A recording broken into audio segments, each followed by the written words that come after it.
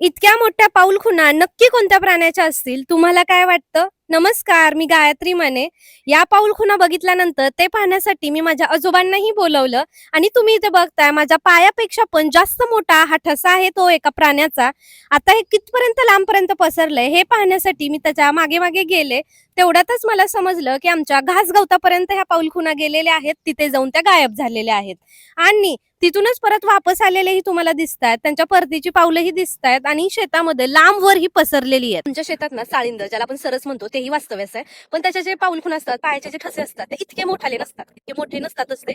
आणि इथे तुम्ही बघताय हे जे पॅटर्न तुम्ही बघितलं, पहिल्यांदा ते असे करत चालत गेलेलं आहे. पण मध्ये गेल्यानंतर त्यांचे जे पाय आहेत ना, हे दोन्ही असे कसे फाकलेत काय माहिती. आणि हे पॅटर्न एकाच जागी नाही तर आपण 2 जागी बघितलेलं आहे. पहिल्यांदा मी जाताना दाखवलं, नंतर येताना दाखवलं. तर हे पॅटर्न असं कसं झालं काय माहिती. नंतर मला माझ्या आजोबांनी सांगितलं हे जे पाऊलखुणा आहेत ते एका रानडुकराच्या आहेत.